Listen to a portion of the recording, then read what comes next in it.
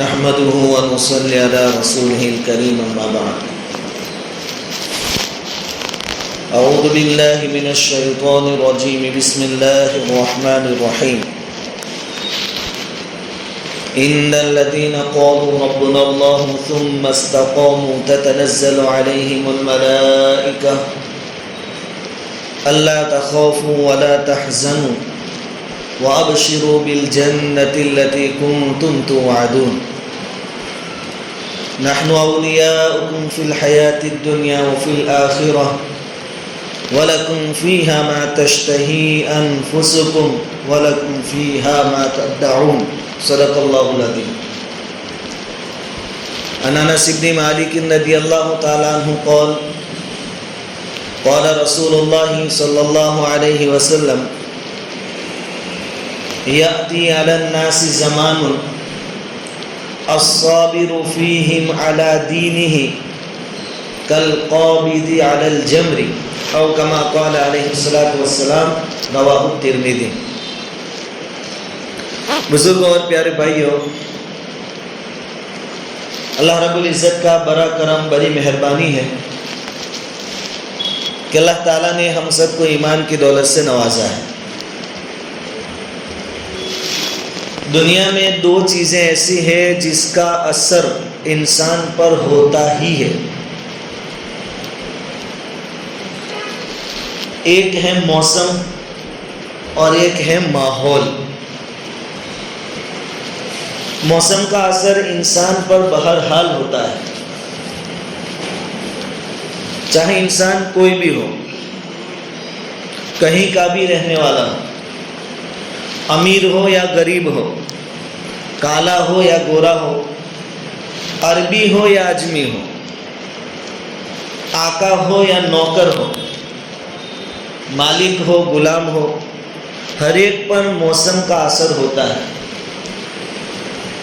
سردی کے زمانے میں سردی ہر ایک کو ہوتی ہے، اس میں کسی امیر غریب کا کوئی فرق نہیں ہوتا. سردی کی جو بیماری ہوتی ہے ہر ایک کو ہوتی ہے. تو موسم کا اثر ہر ایک پر ہوتا ہے. اسی طرح دوسری چیز ہے ماحول کا اثر.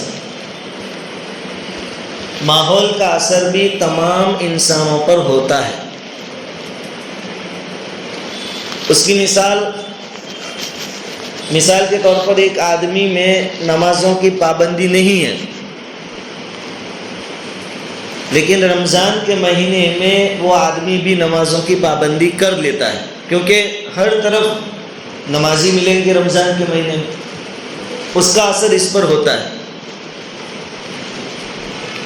رمضان کے علاوہ دوسرے دنوں میں روزے رکھنے کی عادت نہیں ہے، لیکن رمضان میں ایسا آدمی بھی روزے رکھتا ہے، کیونکہ عام طور پر لوگ روزے رکھتے ہیں، ایک ماحول ملتا ہے اسے.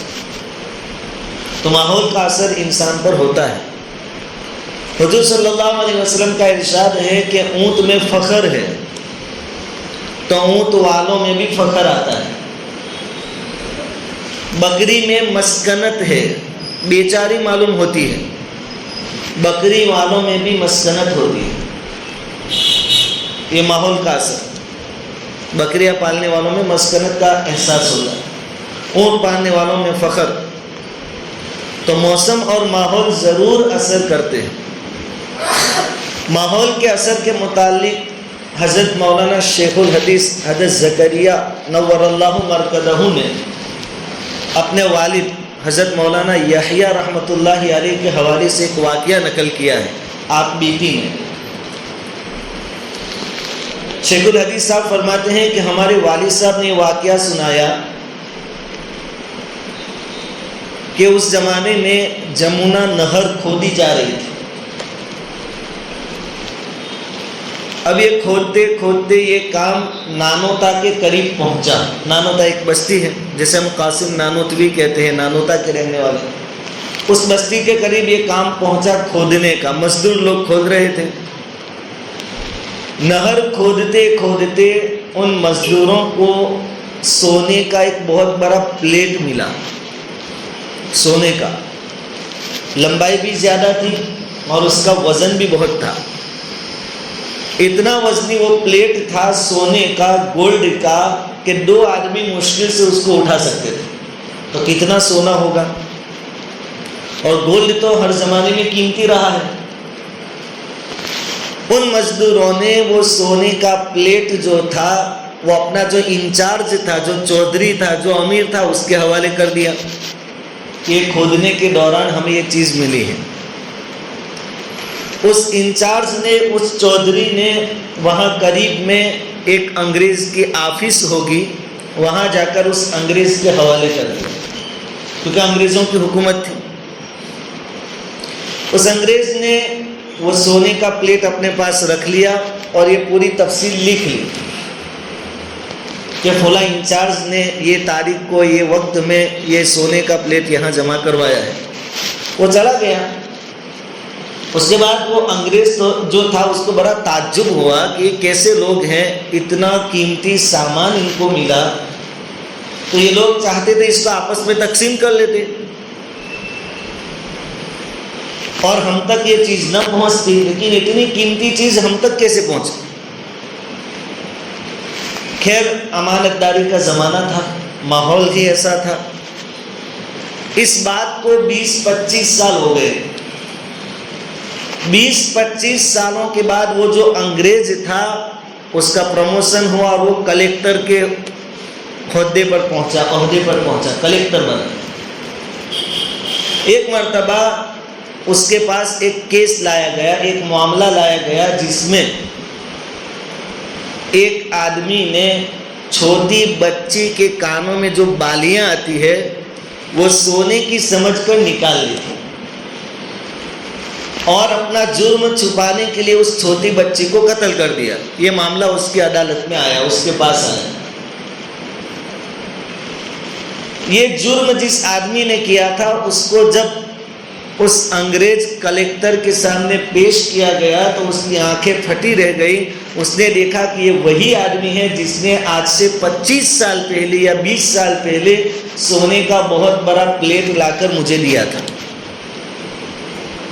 اب یہ جو بچی کے کانوں میں بالیاں تھی وہ ڈپلیکیٹ تھی، نکلی تھی، سونے کی نہیں تھی. اس کو تعجب اس بات کا ہوا انگریز کو کہ جب اوریجنل سونا اس کو ملا تھا وہ تو واپس مجھے جمع کروا گیا، اور اب ماحول یہ ہے 20-25 سالوں کے بعد کہ بالیاں جو کہ ڈپلیکیٹ ہے، نکلی ہے، اس کو چرائی اس نے اور بچی کو قتل کر دیا.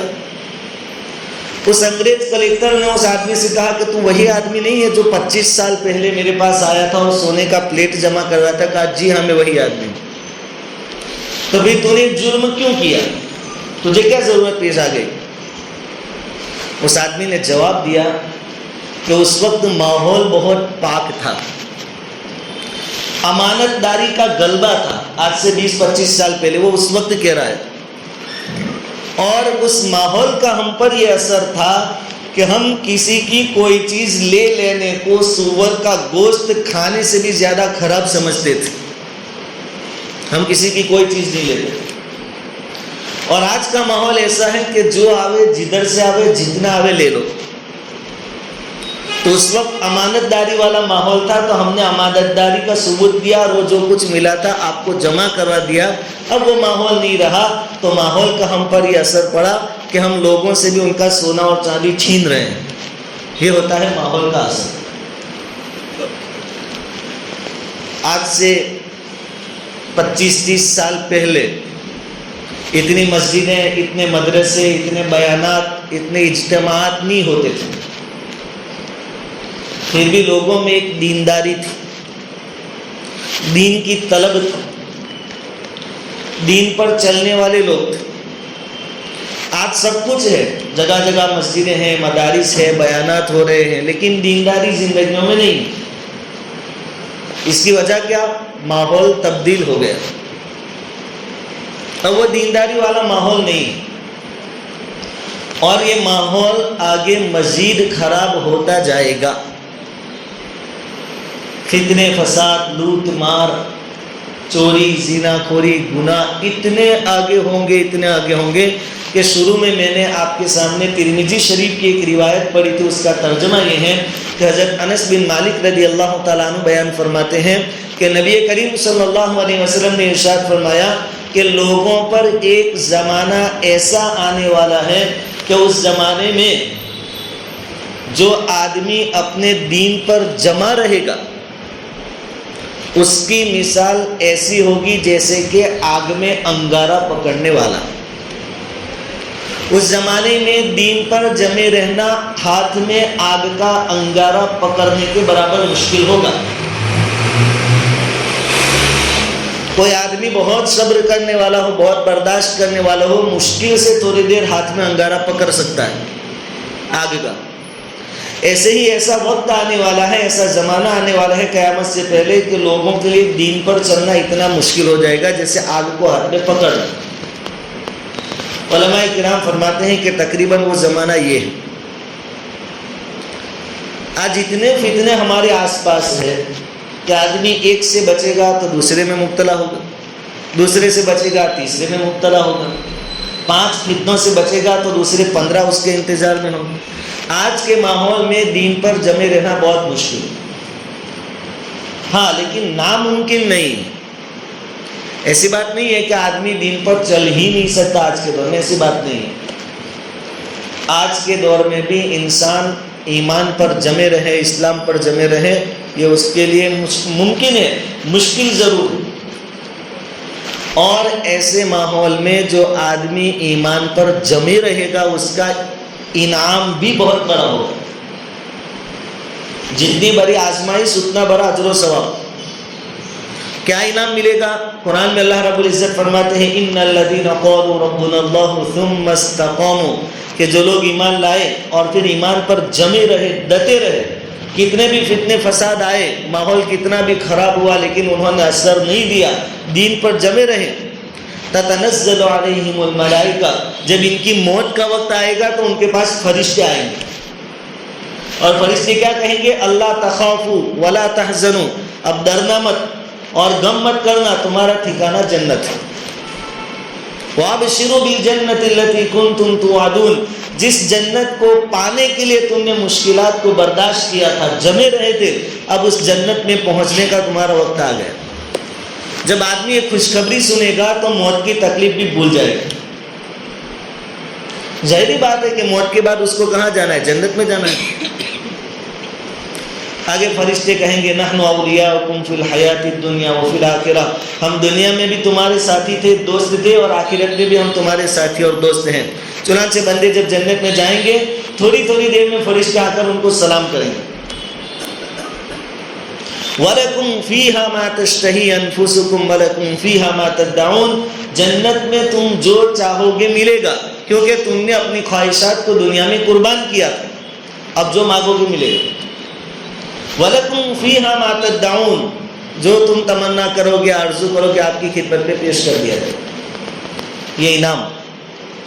اور حدیث میں ہے، حضور صلی اللہ علیہ وسلم کا ارشاد ہے کہ ایسے فتنے اور فساد کے زمانے میں جبکہ ماحول بہت خراب تھا، آدمی اپنے ایمان پر جمع رہا، اس کو حضور صحابہ سے فرما رہے ہیں کہ تم میں سے 50 کے برابر ثواب ملے گا. ہم میں سے کوئی گارنٹی دے سکتا ہے کہ ہماری نماز صحابہ کرام کی نماز کی طرح ہے؟ ہمارے روزے صحابہ کے روزے کی طرح ہے؟ پوری دنیا کے مسلمان مل کر بھی صحابہ کرام کے اعمال کا مقابلہ نہیں کر سکتے. ان میں وہ اخلاص تھا. تو ہم ان کے ثواب کو تو کیسے پہنچ سکتے ہیں؟ لیکن اس حدیث میں حضور نے فرمایا کہ ایسے فتنے اور فساد کے زمانے میں جبکہ دین پر چلنا آگ کے انگارے کو پکڑنے کے برابر مشکل ہوگا، اس وقت اگر کوئی دین پر جمے رہے گا، ایمان پر مضبوطی سے جمے رہے گا، اس کو 50 صحابہ کرام کے ثواب کے برابر ثواب ملے گا. ایک صحابی نے 50 صحابہ کے ثواب کے برابر ثواب. کتنا بڑا انعام. ہم بھی جانتے ہیں کہ ہمارے اعمال کی کوالٹی صحابہ کرام کے اعمال کی کوالٹی کی طرح نہیں ہے. لیکن ویپاری لوگ ہیں، تاجر لوگ ہیں، جانتے ہیں کہ جب بازار میں کوئی چیز غائب ہو جاتی ہے اور لوگوں کو اس کی ضرورت ہوتی ہے، پھر وہ چیز جب مل جاتی ہے تو چاہے کوالٹی جیسی چاہیے ویسی نہ ہو، پھر بھی اس کی قیمت بڑھ جاتی ہے. ٹماٹر 200 روپے کلو، ہر آدمی کھا نہیں سکتا. اب آپ کو بڑے اور اچھے ٹماٹر چاہیے لیکن بازار میں مہنگے ہیں، تو آپ بازار جائیں گے اور چھوٹے چھوٹے تھوڑے کچے پکے ملیں گے، اس کا بھی بھاؤ پوچھیں گے، قیمت پوچھیں گے تو آپ سے کہا جائے گا 100 روپے. وہ بڑے والے کے 200، اس کے 100. حالانکہ آڑے دنوں میں، دوسرے دنوں میں یہ ٹماٹر جو چھوٹے موٹے کچے پکے لوگ فری میں دے دیتے ہیں. بلکہ جب قیمتیں نہیں ملتی تو کسان لوگ ٹماٹر ہائی وے پر پھینک کر چلے جاتے ہیں، روڈ پر پھینک کر چلے جاتے ہیں، ٹرک کی ٹرکیں پھینک دیتے ہیں. لیکن جب بازار میں بھاؤ بڑھ گیا تو وہ کچی پکی کوالٹی ہوگی، جیسی چاہیے ویسی نہیں ہوگی تو بھی قیمت بڑھے گی. تو آج ہمارے ماحول میں اعمال کی کوالٹی ویسی نہیں ہے جیسی صحابہ کرام کے اعمال کی کوالٹی تھی. لیکن ہم سے جو چھوٹی موٹی نیکیاں ہوتی ہیں وہ بھی بیکار نہیں ہے، اس کی بھی ایک قیمت ہے. اب آج کے دور میں ضرورت ہے ہم اپنے ایمان پر مضبوطی سے جمے رہیں. ماحول اور حالات کیسے بھی ہو، اس کا انجام بہت تو موت ہے، اس سے آگے کچھ بھی نہیں. لیکن آپ جمے رہے ایمان پر مضبوطی کے ساتھ، فتنوں سے مقابلہ کیا. جنت اسی وجہ سے تو ملے گی کہ آپ نے 24 گھنٹے صبح شام ہر موسم میں ہر وقت اپنے نفس سے لڑائی کی ہے. نفس کے تقاضے الگ ہے، شیطان کے بہکاوے الگ ہے، ماحول کے تقاضے کچھ اور ہے، ڈر ہے، بھوک ہے، تنگی ہے، سب کچھ ہے. لیکن آپ ایمان پر جمے ہیں تو یہ آپ کے لیے موت کے وقت سے ہی فرشتے خوشخبریاں سنانے لگے. وہ ماحول ہوگا کہ لوگ تو آپ کے آس پاس رو رہے ہوں گے جب آپ کا آخری وقت ہوگا، لیکن آپ ہنس رہے ہوں گے کہ جلدی سے لے جاؤ، کیونکہ اب آپ کا داخلہ کہاں ہونے جا رہا ہے؟ جنت. آج کا دور علماء کرام فرماتے ہیں کہ یہ فتنوں کا دور ہے، فساد کا دور ہے. اور حدیث میں جو بشارت اور خوشخبری ہے کہ 50 صحابہ کرام کے ثواب کے برابر ثواب ملے گا، یہ وہ دور ہے. اب ہمارے اعمال کا بھاؤ اور ویلیو بہت بڑھ گیا ہے. 50 صحابہ کے اعمال کا ثواب یعنی کیا سمجھتے ہیں آپ؟ ایک صحابی کے اعمال کا ہم مقابلہ نہیں کر سکتے. 50 صحابہ کرام کے اعمال کے برابر ثواب. اس دور میں ہمیں کیا کرنا ہے؟ 5 وقت کی نمازوں کی کم سے کم پابندی، فرض نمازوں کی پابندی. ہمارا حال کچھ عجیب ہے، امت کی فکر ہے ہمیں. اب یہ بل پاس ہوگا، یہ ہوگا، وہ ہوگا، سب بحث ہم کرتے ہیں، لیکن دن میں 10 بجے کے بعد فجر کی نماز کے وقت ہمیں امت کی کوئی فکر نہیں ہوتی. ہمارے دماغ میں کوئی الجھن نہیں ہوتی، کوئی ٹینشن، کوئی پریشانی نہیں، کیونکہ ہم تو خواب غفلت میں ہوتے ہیں. جتنی فکریں ہماری شروع ہوتی ہیں 9-10 بجے کے بعد. تو پھر ایسی فکروں سے کوئی فائدہ ہونے والا اب تک ہوا بھی نہیں اور آگے ہوگا بھی. فکر والے تو راتوں کو سوتے نہیں ہیں، راتوں کو اٹھتے ہیں، اللہ رب العزت کے سامنے گر گرا کے روتے ہیں. اتنا بڑا ہتھیار اللہ رب العزت نے ہمیں عطا فرمایا، دعا. حالات کو بدل دیتی ہے دعا بغیر اسباب کے. 12ویں سپارے میں سورہ ہود ہے، ہود. اس میں اللہ تعالیٰ نے نبیوں کے واقعات بیان کیے. ہر نبی کا واقعہ وہ ہے جس میں اسباب کے بغیر اللہ کی مدد سے نبیوں کی اور ایمان والوں کی فتح ہوئی. نوح علیہ السلام کا قصہ ہے.